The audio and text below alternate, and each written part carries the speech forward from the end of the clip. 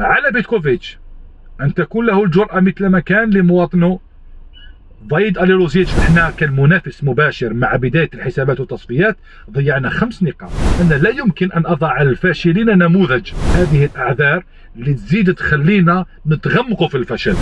بيتكوفيتش ليس الأول والأخير الذي انتقد على الأقل من طرف المتابعين في المنتخب الوطني الجزائري، والذكر على إقالة الناخب بيتكوفيتش. حملة ممنهجة من طرف أشخاص.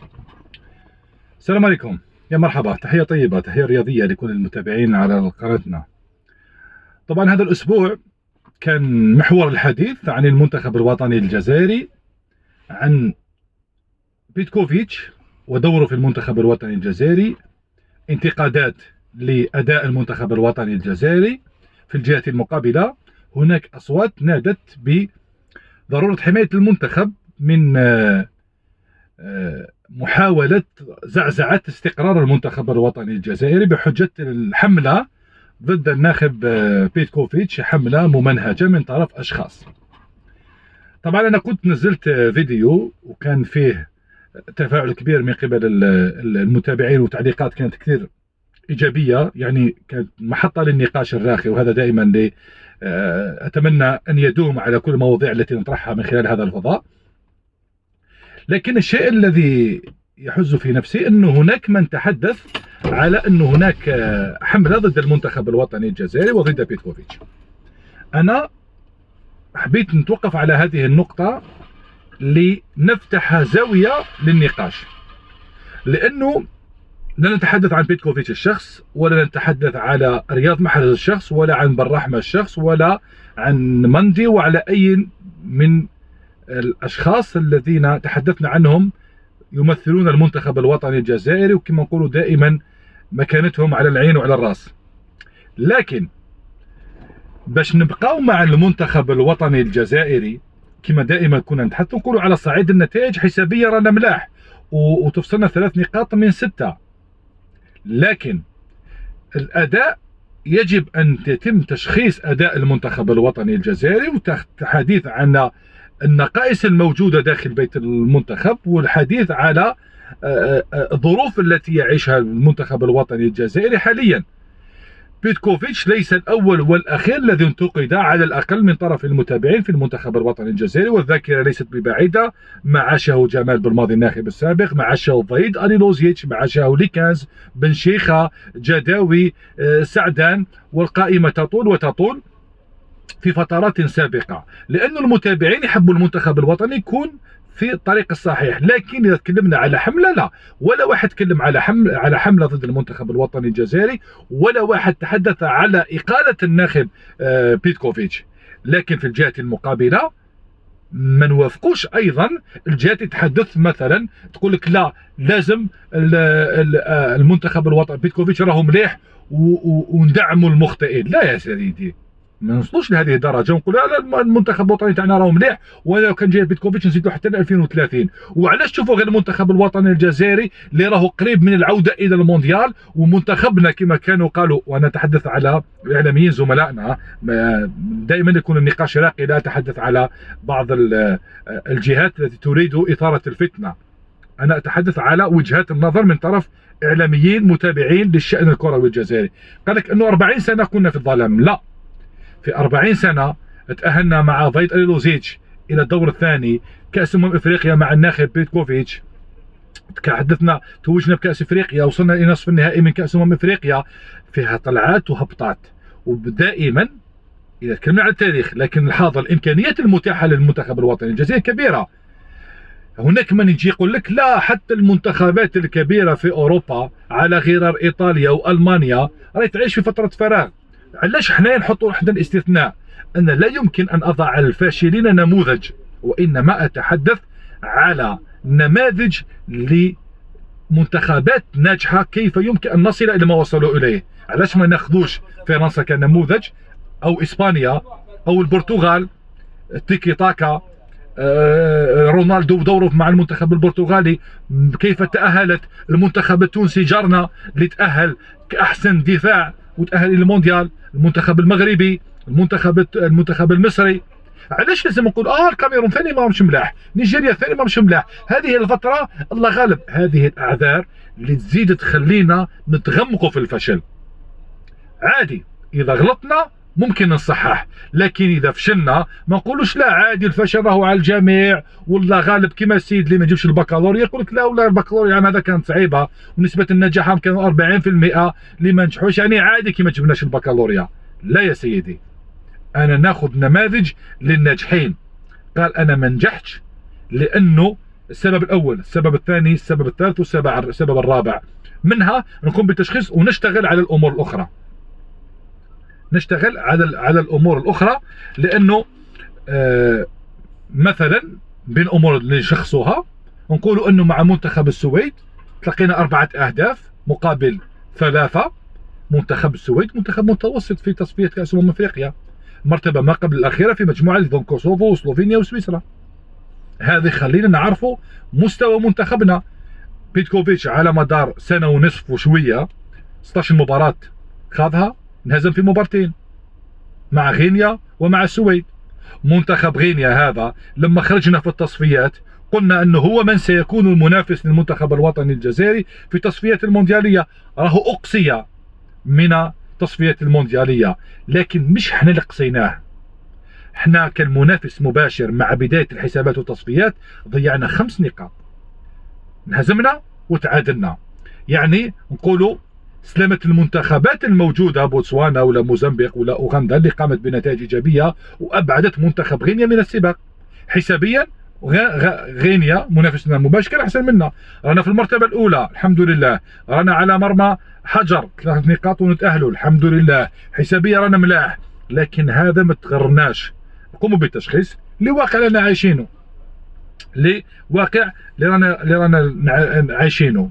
بيتكوفيتش لما نقولوا عليه أن تكون له الجرأة لاتخاذ قرارات في ضبط التشكيلة، ولو أحد يتكلم ولا يشكك في قدراته التكتيكية، معروف ما قدمه مع منتخب سويسرا ووصل معه مع أدوار متقدمة ونتائج إيجابية قدمها في كأس العالم ومنتخب سويسرا، وكنا نقول أنه مدرب كفء يمكن يقود سفينة المنتخب الوطني الجزائري وسفينة المحاربين، لكن بلمسات وليس بالتاريخ. اليوم شاهدنا نفس المنتخب.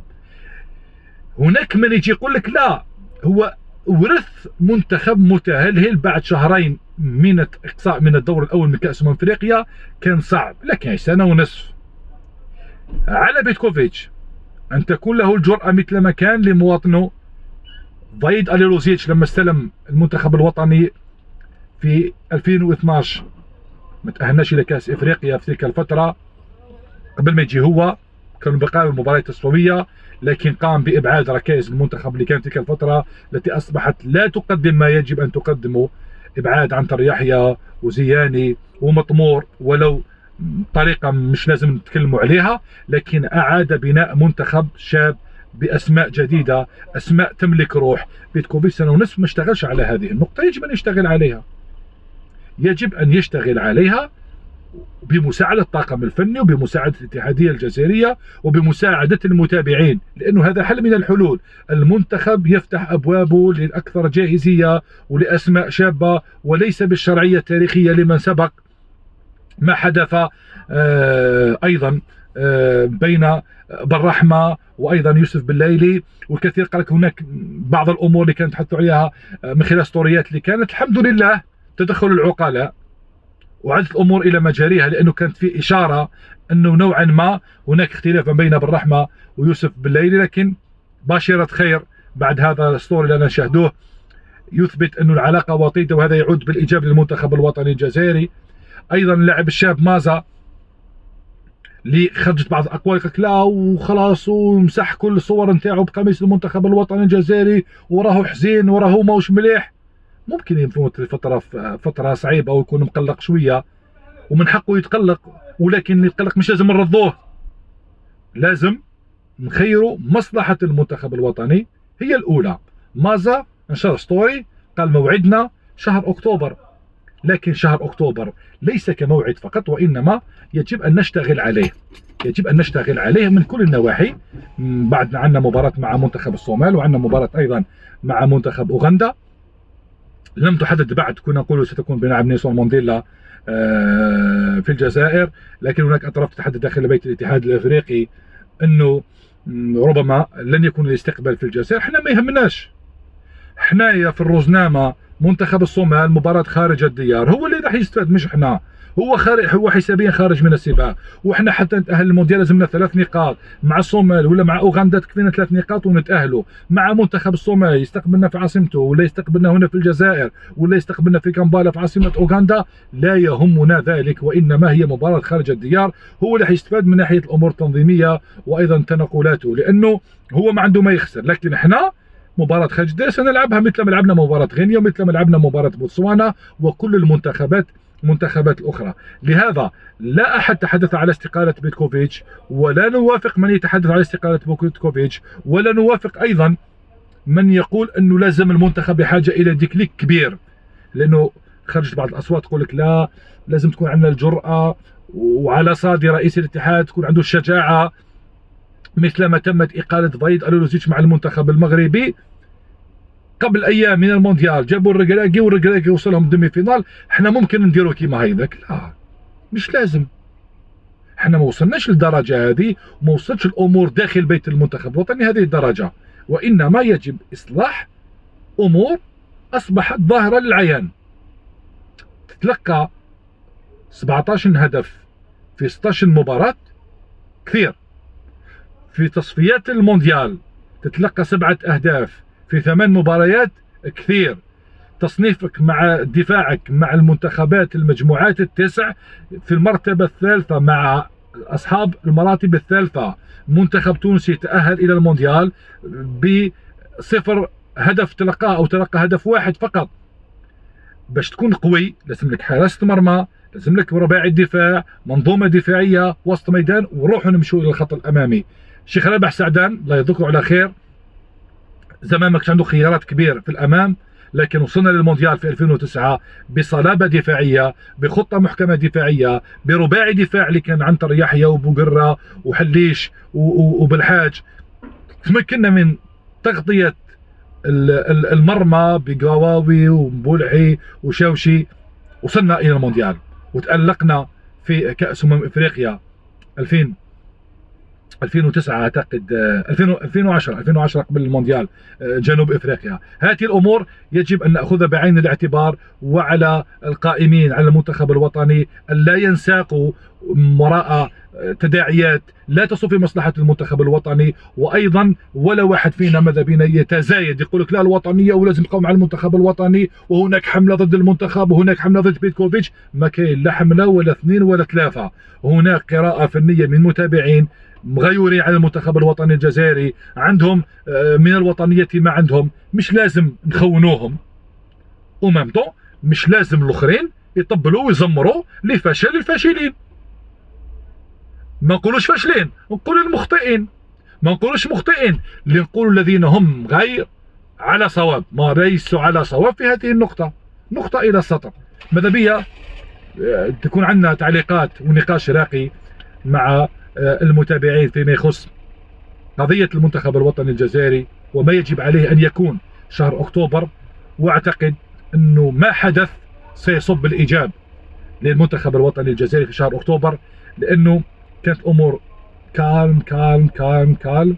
مليح يكون شوية المخاض باش يكون بعدها حالة نتائج لتخرج إلى تطفو إلى السطح وقلنا هذا هما الأفضل، سواء شياخة، سواء مازا، سواء قبال، سواء الأسماء الموجودة اليوم في المنتخب الوطني الجزائري. وهذا كله سيصب في مصلحة منتخبنا الذي نريده أن يكون دائما متألقا متعملقا في كل النواحي، في التصفيات المونديالية وفي التصفيات الإفريقية وفي كأس إفريقيا وأيضا في كأس العالم. بيتكوفيتش عارف عقدك هو التأهل إلى المونديال والدور الثاني في كأس إفريقيا، لكن الأداء مليح ومليح ليك أيضا.